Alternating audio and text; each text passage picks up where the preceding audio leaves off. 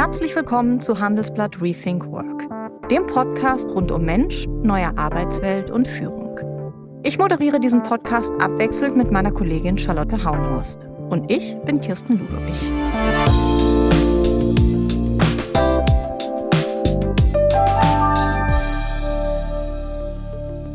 Adam Grant ist Organisationspsychologe, Bestseller-Autor und er gehört zu den 10 einflussreichsten Management-Denkern der Welt. Auch wenn er schon viele gute Bücher geschrieben hat, gefällt mir immer noch sein erstes Buch am besten. Give and Take. Ich habe davon wirklich viel mitgenommen. Mein Kollege Sebastian Matthes hat in seinem Podcast Handelsblatt Disrupt mit Adam Grant gesprochen. Es geht um viele Themen, mit denen wir uns auch bei Handelsblatt Rethink Work beschäftigen. Deswegen, und weil es ein wirklich gutes Gespräch geworden ist, hören Sie es jetzt. Viel Spaß! I think one of the reasons I wanted to tackle this topic was I've just watched a lot of people make the mistake of initially struggling at a task or a skill and saying, well, therefore I'm not a natural and I might as well quit. And I think that's a huge mistake because we have a veritable mountain of evidence suggesting that where you start does not actually predict where you're going to finish. And oftentimes, the people who have the hardest time initially are the ones who do the deepest learning and end up growing the most.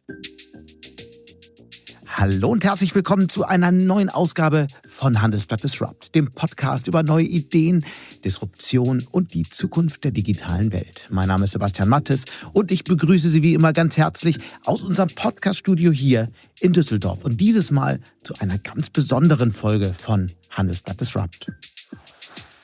Wenn es darum geht, Dinge aus einem anderen Blickwinkel zu sehen, über den Tellerrand zu schauen und alles Gegebene in Frage zu stellen, dann ist Adam Grant der Mann, mit dem man unbedingt sprechen sollte. Adam Grant ist Organisationspsychologe, TED-Talker, Podcaster, Professor an der US-Elite-Uni Wharton in Pennsylvania und Bestseller-Autor. Und er ist heute hier bei mir im Podcast. In seinem neuesten Buch Hidden Potential geht es darum, warum wir oft Talent überschätzen und harte Arbeit sowie Leidenschaft für ein Thema unterschätzen. Diese Beobachtung hat mich schon seit vielen Jahren beschäftigt, besonders damals in meiner Zeit als intensiver Musiker, aber auch in meiner Rolle als Führungskraft. Leider hatten Adam und ich dieses Mal nicht so wahnsinnig viel Zeit, sodass wir unser Gespräch dieses Mal auf sein neues Buch konzentriert haben. Aber ich habe mit ihm vor etwas über einem Jahr beim Handelsblatt-Event live auf der Bühne gesprochen, damals über sein Leben, seine Gedanken und natürlich seine vielen erfolgreichen Bücher. Und damit und mit bisher unveröffentlichten Ausschnitten starten wir heute in diese Ausgabe von Handelsblatt Disrupt. Und zwar mit der Frage, warum Führungskräfte in Zeiten der Transformation lernen sollten, ganz neu zu denken.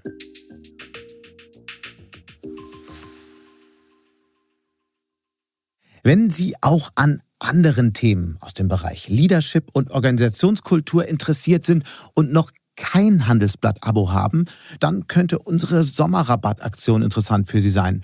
Nämlich ein ganzes Jahr Handelsblatt Print oder digital inklusive Archiv und natürlich all unseren Podcasts und Briefings mit 50% Rabatt.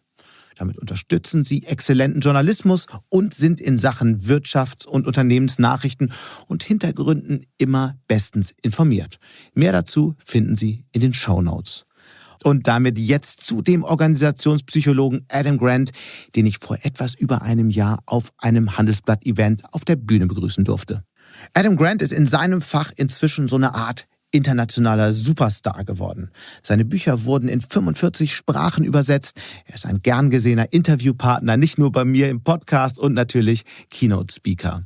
Er produziert selbst Podcasts, die millionenfach heruntergeladen werden und spricht dort mit bekannten Persönlichkeiten wie Richard Branson oder dem kanadischen Prime Minister Justin Trudeau. Außerdem berät er Klienten wie Gwyneth Paltrow, Melinda Gates und natürlich Prince Harry. Ich wollte von ihm wissen, wie es ihm gelungen ist, so ein Superstar zu werden und wie er dabei viele persönliche Schwächen wie Schüchternheit und Bühnenangst einfach überwunden hat, bei denen andere Menschen längst aufgegeben hätten. Nach einer kurzen Unterbrechung geht es gleich weiter. Bleiben Sie dran.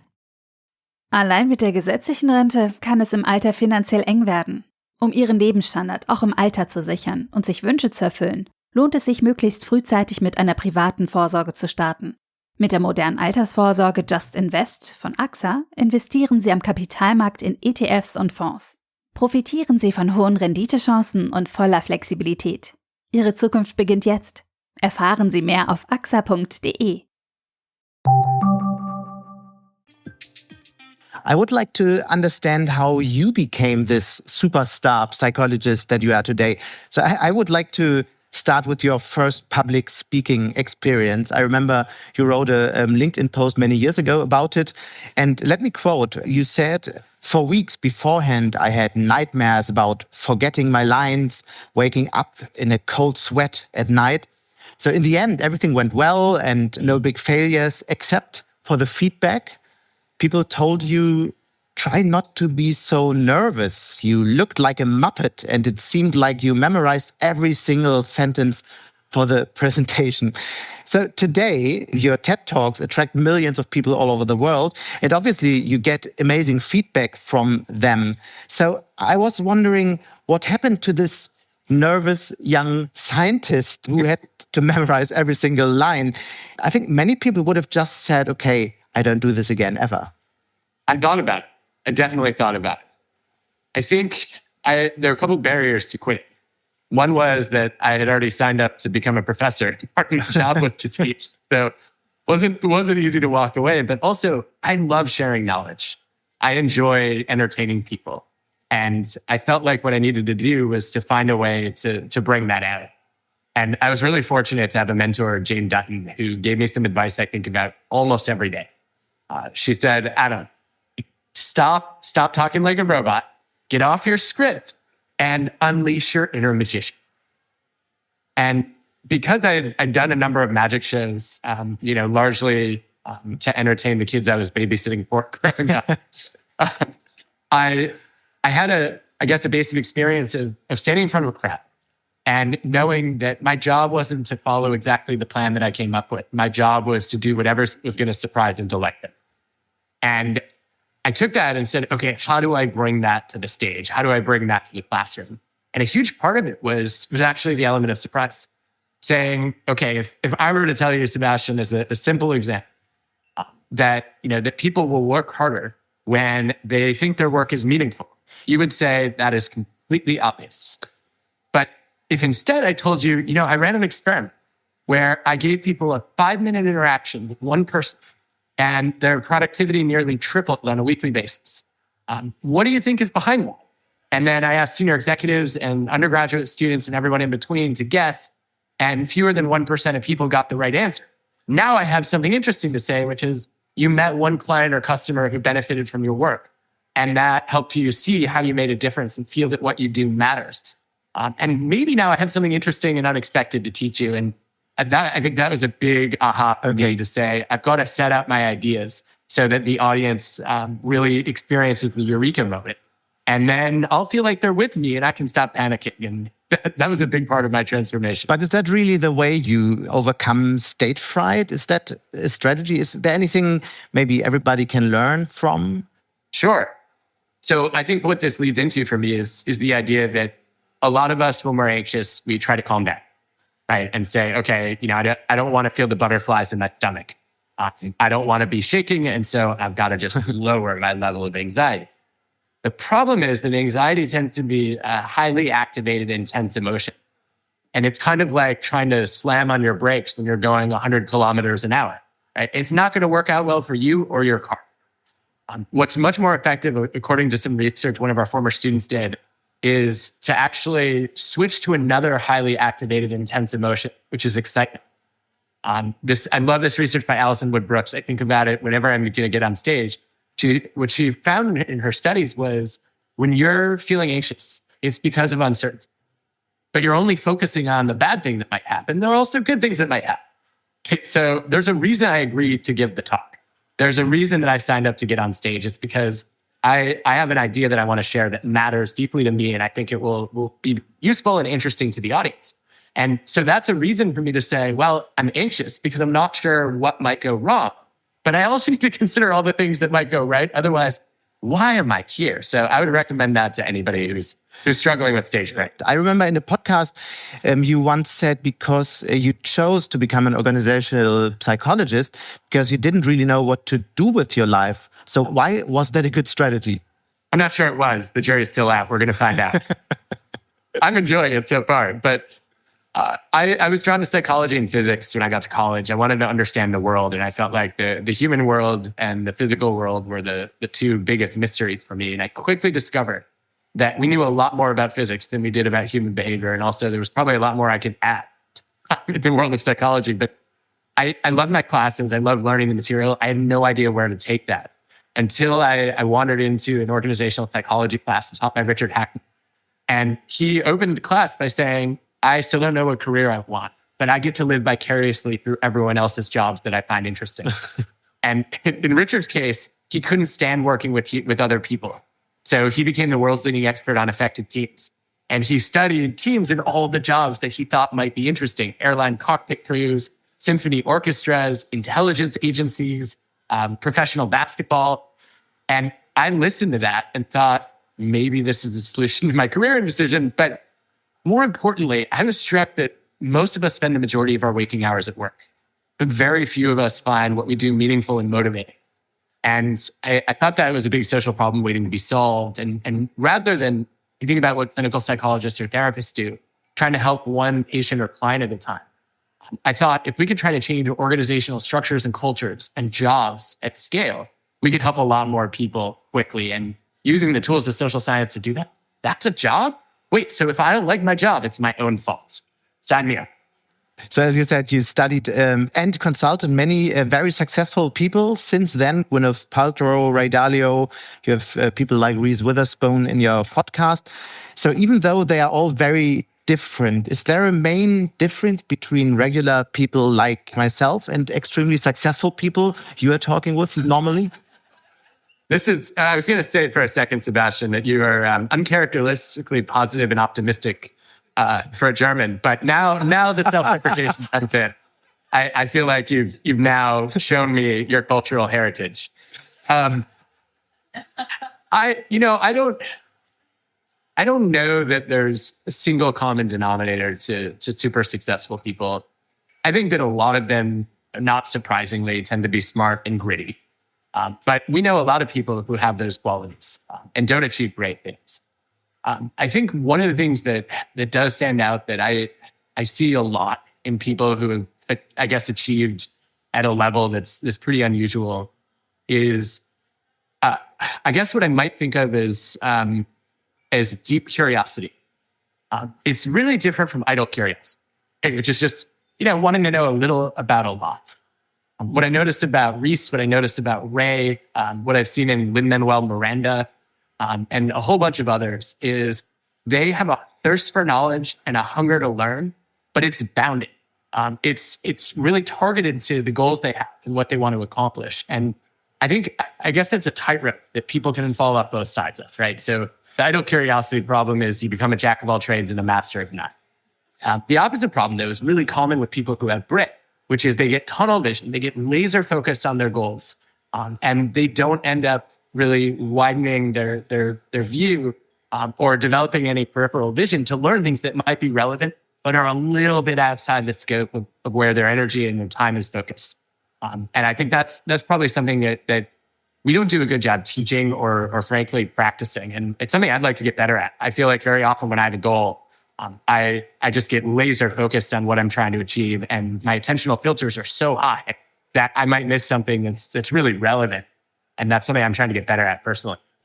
Und dann habe ich Adam Grant noch zu seinem Buch Think Again befragt, das ich übrigens auch jedem hier sehr zum Lesen empfehlen kann. Die These darin, nur wer die Komfortzone fester Überzeugung verlässt, wer Zweifel und unterschiedliche Ansichten zulässt, ohne sich in seinem Ego bedroht zu fühlen, eröffnet sich die Chance, wirklich neue Erkenntnisse zu gewinnen. Well, the trap to watch out for here is what psychologists call escalation of commitment to a losing course of action, where you make a decision, it doesn't work out as you hoped, but instead of rethinking it, you double down. And you say, well, if I just try harder at my marriage, if I just work harder to coach this underperforming person, then I can still turn things around. And the problem with that is it ends up meaning that we invest more time, energy, and resources in failing decisions than in good ones. And a lot of people hear about it and they think it's a sunk cost problem. But the biggest drivers are not economic, they're emotional. It's ego and image, ultimately. Right? I don't want to look in the mirror and feel like an idiot. I definitely don't want anyone else to think I'm stupid either. So I work too hard to rationalize and justify the decisions that I've already made. I think if you're ever worried about being in that trap, the easiest ways out of it probably fall into two categories. Number one, when you make the decision, you identify your deal breakers. What are the conditions that would change my mind? And if you identify those up front, it's a lot easier to keep yourself honest and say, I had three things that I said when I hired this person. If this happens, I should pull the plug, and two of them just happened. So now I need to hold myself accountable. And then the other thing I would do is I would find somebody else who's in a similar dilemma. I would give them advice. And what we generally find is the advice you give to others is the advice that you needed to take for yourself. When you're making decisions for yourself, you tend to get stuck in the weeds. You consider too many different specifics. When you give guidance to others, you tend to zoom out and focus on the big picture, the two or three things that really matter. And that ends up being a better way to make decisions on average when you're not sure where to go. Und das bringt mich zu meinem zweiten Gespräch mit Adam und seinem aktuellen Buch Hidden Potential. Auch da geht es im Grunde darum, sich nicht mit dem Gegebenen zufriedenzustellen und darum, dass es nicht eine Frage des Talents ist, die ein Großes erreichen lässt, sondern des Charakters. Hi Adam, welcome to the show.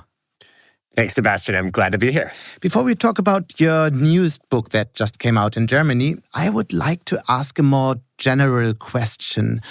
From our last conversation, I remember you have deep insights into many international organizations and companies. How are these organizations changing right now in the middle of this huge transformation into AI and all this tech disruption? Do you see a change of culture and leadership right now? You know, it's really fascinating to see how different this change is from the last major technology disruption. So let's go back to 2000. I just watched a lot of companies struggle to adapt to digital disruption. Mm-hmm. And what was interesting about that revolution was most leaders did not believe it was coming. Unless you were in a digital business, right? It wasn't clear what the internet meant for you. Yeah. But as soon as the internet came, they knew what to do with that. And the change that had to happen was clear. I think with AI, we're seeing the exact opposite, which is every leader I talk to believes it's going to be completely transformational for their business, but they have no idea how. And so there's a lot of, I'm sure you're hearing this too, there's a lot of buzz about AI. Everybody's talking about how they need machine learning and they have ChatGPT and Claude firing up, but they're not sure what to do with it. And I think what that means is there's a lot of change and also a lot of uncertainty. Mm-hmm. And I think that it's going to be exciting to watch how this reinvents management, how it shapes cultures. But I think we're barely scratching the surface of what it's going to do so far. So what do you think? How will it change management? Well, I've been tracking the evidence that's come out over the past year or so, and I think there are a couple findings that jump out.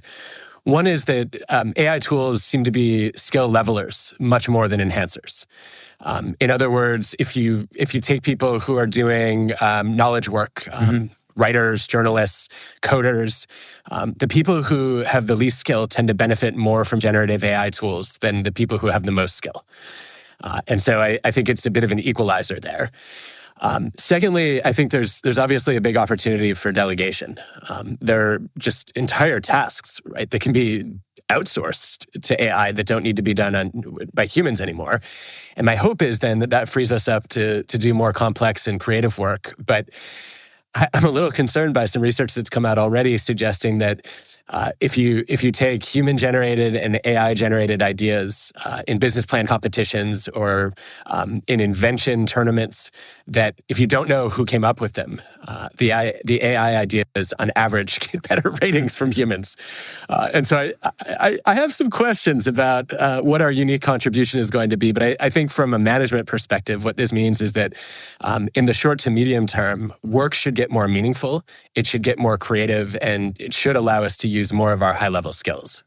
So I'm wondering, what do successful companies do differently right now in this transformation? I wish I had a good answer to that.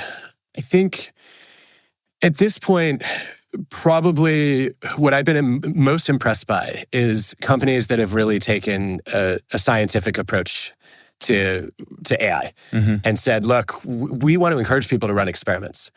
We want people to pilot and iterate and figure out what they can do with these tools. And I think that everybody's learning is probably going to look a little bit different, but I think that if we used to see companies gain competitive advantage on the basis of ability, more and more success is going to come from agility. And I think the organizations that are willing to just do a lot of testing and learning are going to be the ones that end up growing the fastest and ultimately getting disrupted the latest. I think that also has a lot to do with the book you just wrote, Hidden Potential. You wrote a lot about testing, about playful learning. So let's maybe start with the question, what made you write this book? Why did you think you have to write about hidden potentials? Well, I think one of the reasons I wanted to tackle this topic was I've just watched a lot of people make the mistake of initially struggling at a task or a skill and saying, well, therefore, I'm not a natural and I might as well quit. And I think that's a huge mistake because we have a veritable mountain of evidence suggesting that where you start does not actually predict where you're going to finish. And oftentimes, the people who have the hardest time initially are the ones who do the deepest learning and end up growing the most. And I guess I was passionate about this because I've lived it. I was the worst springboard diver in my school when I started, and I probably should have quit, given that my teammates called me Frankenstein. But I had a coach who saw my hidden potential and set extremely high standards for me, and I ultimately got good enough that I qualified for the Junior Olympics. And then I had a similar trajectory as a shy introvert who was afraid of public speaking, getting comfortable with teaching and eventually giving TED Talks. And as a writer who failed my college freshman writing test and had to go to a remedial class. And in each of those domains, I didn't feel like I was a natural. And ultimately, it was how much I grew, the motivation that I brought to the table and the opportunities that others created for me, not the ability that I began with that determined my success. And I think that everyone has hidden potential. I think we all have capacities for growth that are not visible to us and that are sometimes not clear to others. And it would be a shame if we didn't get a chance to pursue those possibilities. You talk a lot about hidden potentials. I've heard a conversation with you and the Golden Globe winner, Jennifer Garner, in one of your podcasts, and you talked about her hidden potential. So I wonder, how can people discover their hidden potential? How does that work? Well, I think that sometimes we actually need to look at ourselves through the eyes of others. There's an exercise that my colleagues Laura Morgan Roberts and Jane Dutton created called the Reflected Best Self. And it's one of my favorite exercises to do with students as well as leaders. What you do is instead of filling out a standard strengths inventory where you report on what you're good at, you reach out to 15 to 20 people that you know well and who have different points of view on you. And you ask them to tell a story about who you are when you're at your best, a specific moment when you were remarkable. And you collect these stories, and it will be the most delightful week of emails you ever get. Just people telling you how great you are. But then you have some work to do. You have to look for the patterns across the stories and figure out, okay, what does a self-portrait look like of me at my best through the eyes of others? And I think in my experience, about a third of the stories are completely forgotten by the person who's collecting them. They don't even remember that they showed up in that amazing way.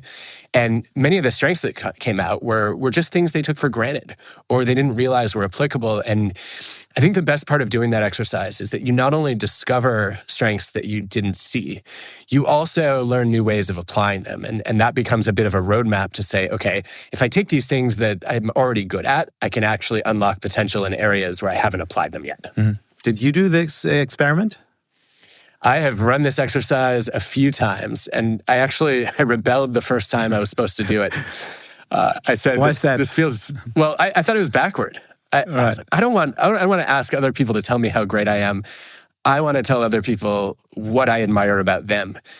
And so I flipped the assignment and I picked 100 people and I wrote to a few of them every day, telling them what I appreciated about them.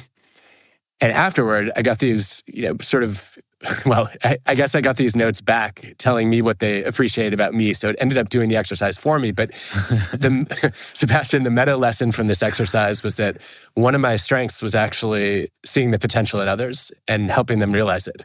And so it hit me, I need to be doing more of that. And I did not know 20 years ago that it was going to turn into a book, but seeds were planted.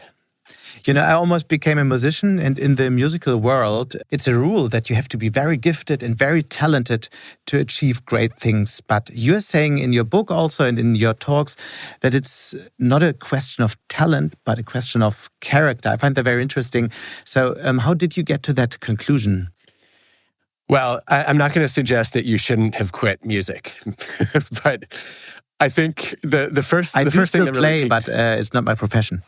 I think obviously you shouldn't give it up altogether. But I do wonder, I think if you look at the data, my read is that for every Mozart, there are multiple Bachs who were later bloomers and who didn't stand out as child prodigies. I love the study that I wrote about by Benjamin Bloom, looking at world-class musicians as well as athletes and artists and scientists, where it turned out that if you were elite at music or any of those other areas as an adult, you did not stand out as unusually talented as a kid.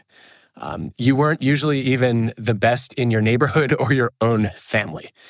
And when your teacher did recognize potential in you, it was often because you were unusually passionate, not unusually talented. And I think there's a common saying that talent sets the floor, but character determines the ceiling. And I think there's something to that. I think that the character strengths involved in deciding that you want to focus on learning a skill that you love to the exclusion of a lot of other things that you could be spending time on. And then the proactivity, the discipline, the determination that you might bring to that. And also the passion you have to share your love of music with others. That ultimately is what propels your growth. And I don't want to suggest that talent doesn't matter. It does. But I think we tend to overrate it, and we tend to underestimate the importance of character in determining how far we climb. But how do you really find your passion? I see a lot of people who would say, well, I like to do this or that, but they don't really know what their passion is. So how do you find it? Well, there's some German research that I think has turned my understanding of finding passion upside down. This was about a decade ago. I was the editor for a journal article submission on a paper about passion by Michael Fraser and colleagues. And the question was, well, where does passion come from? And the answer that they arrived at through their research was a little bit counterintuitive to me, but the more I thought about it, the more sense it made. They were looking at entrepreneurs and how people sort of discover and develop passion for a particular startup. And this is something that I've often puzzled at, because as an entrepreneur, you could launch any product. You could build any service. How do you decide that this is the one? And you're so committed to it, you're so excited about it that you're willing to drop every other possibility. Well, what Michael and his colleagues showed was that passion was actually a consequence as much as a cause of effort. So I always thought the more passionate you are, the harder you work. And of course, there's truth to that. But it also turns out that it's hard to be passionate about something that you suck at, right? So you need to begin developing skill and making progress in order to love it. So the lesson from that research was that if you find something that you're interested in, that intrigues you, that's often enough to get you started. And then as you start to accumulate small wins, as you start to improve, as you start to grow, then your passion actually rises with your level of accomplishment. And I think what that says to me is that we should be less obsessed with finding our passion and more interested in following our curiosity. So everybody has this passion, or are there just people who don't? I don't know. I think like everything else, there's a combination of nature and nurture, and there's also a wide spectrum. We all know people who are capable of becoming passionate about almost anything. And we also know people who are not particularly enthusiastic about much of anything. But I think whatever your natural starting point is, there's an opportunity to say, okay, if I can figure out how to approach this problem or this task and, in a way that lights me up, as opposed to, just bores me out of my mind, I can become relatively more passionate than I was before. And I think a fun illustration of this for me was the experiment that Justin Berg, Dan Cable, and I did at a hospital, where I'll never forget one nurse in particular who had to give allergy shots to kids. And Sebastian, if there's a task that it's hard to be passionate about, that would be pretty high on my list. Like, I'm going to stab you with a needle and cause you pain in the hopes that you'll get some invisible benefit, months or years down the road if you get enough of these shots. So, not surprisingly, the nurses who had to do this work were not enthusiastic about it. And we didn't think there was much you could do to change the task itself, but we thought the framing of the task could make a difference. And so one of the things we did was we randomly assigned different healthcare professionals to reframe the way that they explain what they do. And we found that their burnout actually went down after doing that because they felt more seen and understood by other people. And this one nurse started introducing herself to kids and their parents as Nurse Quickshot. And the reaction from both the children and their families was striking. Instead of seeing her as somebody who was trying to hurt them, they recognized that she was trying to help them. They would smile when she did the introduction. They'd often laugh. And then they'd come back asking, is Nurse Quickshot here today? Hoping that they could connect with her again. And, I'm not going to say that she loved the task of giving an allergy shot, but she certainly was more enthusiastic about it than she had been before. What does that all mean to raising children? You have 3 kids, right? 3, yes. Right. How do you apply your research in raising your own kids? Well, my first rule as a psychologist is don't try this at home.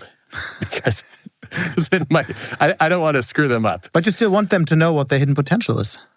I do. One of the things I've had to learn, Sebastian, and I wish I'd learned this while I was writing the book, but it really came after, is sometimes as a parent, you are the worst person to help your kids see their potential. And I discovered this when I finished writing the book. I was having a conversation with one of our daughters, and I had just come from I think it was a tennis match, and I was talking about how great her backhand was, and how much she'd improved, and how much room for growth she had, and how exciting it was to watch her. And she just looked at me and she said, "You have to say those things. You're my dad." She didn't believe me because I was biased. She knew that I wanted to see the best in her. Mm-hmm. And at that point, it hit me that, that my job there, of course, is to provide support and encouragement, but I also need to make sure that I'm connecting her with a coach or a teacher who's a little more neutral and who she can trust as an independent judge of her potential. Okay, and what can this coach do then with her? And also maybe what can leaders learn from that? Well, I think the first thing I would hope that a good coach would do is actually be a coach, not a cheerleader or a critic. I don't think it's that helpful unless you're a complete novice to just have someone telling you how great you are. I also don't think it's helpful unless you are a total master to only be told the things that you need to change.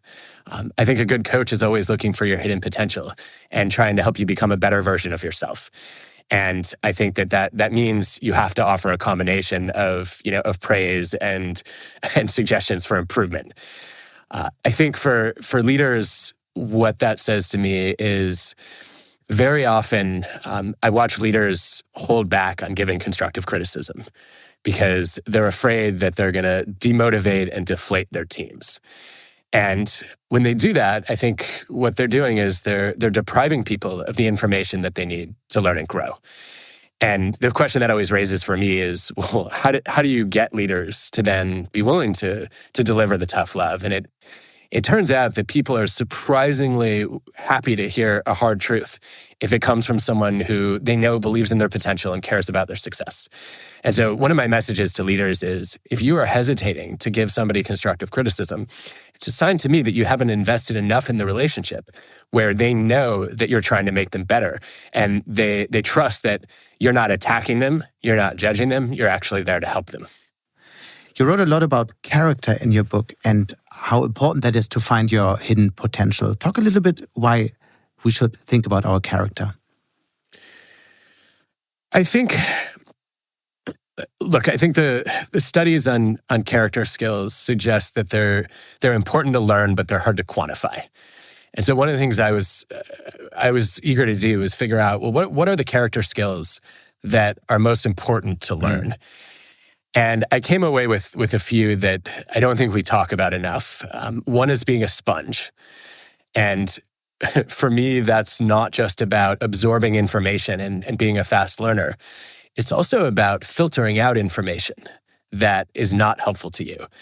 And I've seen some people make the mistake of saying, well, I need to get better. And so I'm just going to take in as much feedback as possible, forgetting that not all critics are thinking critically or speaking constructively, and failing to really address the question of who not only cares about helping me grow, but also knows me and what I'm trying to accomplish well enough to give me useful guidance. So I think there's some discernment there that's important when it comes to being a good sponge and not soaking up the wrong things. How did you find sea sponges? When have you seen them the first time? I found it very interesting to have such a prominent role in your book. Yeah, I didn't expect to write part of a chapter about sea sponges either, but I was actually, where it came from was I was finishing up a round of interviews and asking people who had shown extraordinary progress, who were underestimated or who didn't believe in themselves or just were terrible at first, who then went on to become extraordinary in their fields. And I was asking them, what drove your success and your growth? And 3 different people said, I was a sponge. And what was interesting was they were from 3 different continents. One was from Kenya, one was from the UK, and one was American. And I thought, okay, this is a universal word to describe growth, but what does it mean? And I started Googling, what is a sponge? And I came across some fascinating articles on sea sponges and how they need to both absorb nutrients, but also filter out harmful particles. And I thought that was a great metaphor for what it means to be a good learner. And to be a good learner, it's also how you deal with failure. You talked a lot about positive effect of failure, especially for young people. You suggest that it's better to embrace imperfection than trying to be perfect, because that makes children be more likely to think outside the box. So why is that so important? And how does that fit into this world where we try to keep all these failures away from children and make this little perfect world in which they can grow? I'm really worried about this because we have data across multiple continents suggesting that perfectionism has been rising in the last few decades. And I obviously don't think social media has been helpful with this, as people present kind of these curated versions of themselves where they look like everything is perfect and they have no flaws. But what's striking to me about the rise in perfectionism is it started a full generation before social media existed. And it seems to stem in part from parents having unreasonably high expectations for their kids and being unduly harsh when their kids fall short of those expectations. And then kids start to learn, I need to be perfect. I can't have any defects or make any mistakes in order to please my parents. And I think parents are doing this with good intentions. I think we live in an increasingly competitive world where opportunities seem to be more and more scarce. Think about how difficult it is to get into a top university or college now compared to a generation or 2 ago, for example. But I think it's really doing kids a disservice. And what we see in the evidence is that kids who grow up as perfectionists, they may get better grades in school. But when they go into the workforce, they don't perform any better in their jobs. They struggle often with creativity, and they're more likely to burn out because they're constantly beating themselves up and ruminating about all the things they've done wrong. And they don't ever learn to take risks. If you're somebody who's afraid to make mistakes, that means you're not going to try anything new. And that means it's going to be really hard to come up with original ideas. And so I think that from an early age, it's helpful for kids to recognize that that trial and error is necessary for learning, and that errors are actually one of the best investments you can make in figuring out what you don't know yet. So how do you deal with mistakes then, when the kids make mistakes, when your employees make mistakes? I think this is common sense, but maybe not common practice, right? I don't want you to make the same mistake twice. I want you to tell me what you learned from the mistake and how you're going to prevent it moving forward. In our family, we've sometimes had fun going around at dinner and asking, what's the best mistake you made this week, which is a chance to normalize errors and failures. And my wife Allison and I try to lead with that, and we usually talk about our dumbest blunders first. And it turns out we don't need to do that. Our kids tell us before we even volunteer them. But I think the same is true in a workplace. I've studied a couple of organizations that have gone to interesting and unusual lengths to try to normalize this kind of failure. One example I thought was pretty interesting was a tech company where a manager took a stuffed animal. It was a monkey, and they called it Oops the Monkey. And at the end of each week, they'd have a quick meeting where people compete to see who made the most ridiculous error. And then you got to put Oops on your desk for the week. And it was a simple way of saying, look, I'm not embarrassed or ashamed. I'm putting this out there as a teachable moment so I can tell everyone else what happened and help somebody else avoid that mistake. Another example I really liked was at Etsy, when an engineer makes an error, they treat it like a slippery when wet sign. And they write up a cautionary note and they email it to the whole company so everybody can learn from that mistake. And it seems like a pretty healthy way to deal with inadvertent slip-ups as they occur. I'm just asking because in so many organizations, people are scared to make mistakes and they are scared to show that they've made mistakes still until today, right? Yeah, and I think we should be concerned about the implications of that. I think about Amy Edmondson's research on psychological safety, where she shows that if you create a culture where it's unsafe to admit you made a mistake, people end up hiding their mistakes. And that makes them more likely to repeat them, and it prevents others from learning from them. If you can create a culture where people can be candid about what they got wrong, then you're much faster and better at both solving problems and also preventing them moving forward. I have just one last question, Adam. In our last conversation, we talked about the change that had happened in companies and organizations within Corona crisis, and you were worried that the rethinking could stop as soon as the crisis is over. Has it stopped? I think some of it has and some of it hasn't. So I think it's good news and bad news. I think the good news is that we haven't watched organizations just snap right back to being full-time in the office all the time. And Nick Bloom's research has been very clear that not only is the future hybrid, but the present is it as well. That if you give people 1 or 2 days a week to work from anywhere, they're at least as productive. They're more satisfied. They're significantly less likely to quit. And there is no discernible cost to collaboration. So I'm glad that we've actually continued rethinking how we manage in a remote and distributed world. I'm a little worried, though, that we're not doing as much experimentation as we used to, that a lot of organizations have kind of landed at a steady state and they think, it's good enough. And so we're not going to tinker with it anymore. And I'd love to see continued experiments. I mean, I even have some basic questions like, is it better to give people Wednesday off or Friday off? Or is it better to do Wednesday or Friday from home? I've never seen that experiment run. I'm also really curious about what's the effect of going to a 10-hour-a-day, 4-day week versus an 8-hour-a-day, 5-day week. And these are the, just simple examples of, well, let's rethink how we allocate our time to make our work days as meaningful and as worthwhile as we can. And I think there's a little bit of business as usual getting in the way of that. Nach einer kurzen Unterbrechung geht es gleich weiter. Bleiben Sie dran.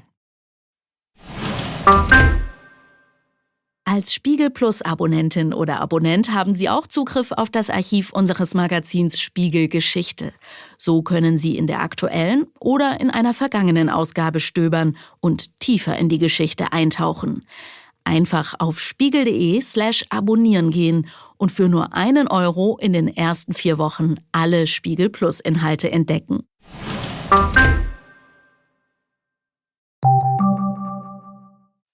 There is only one last question. We talked about your newest book that just came out in Germany. So what will be the idea for the next book?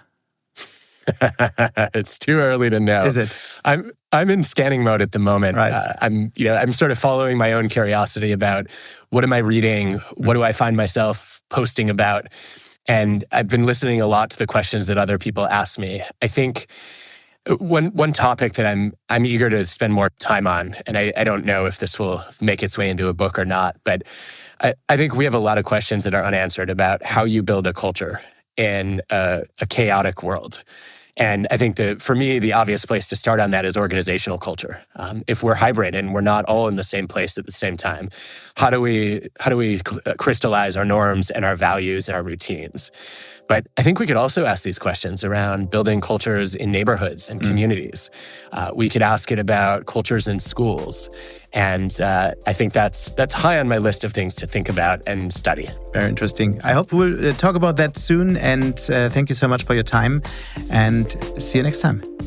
As always, I enjoyed it. And you have a real knack for making me think and think again. Thank you so much. Thank you.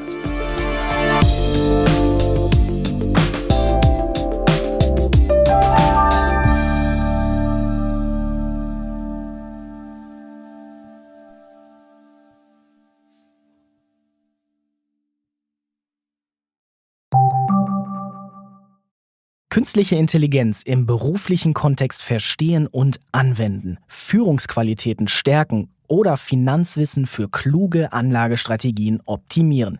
Gestalten Sie Ihre Zukunft jederzeit und überall. Am Pool, in der Hängematte oder auf dem Balkon nach dem Sonntagsfrühstück.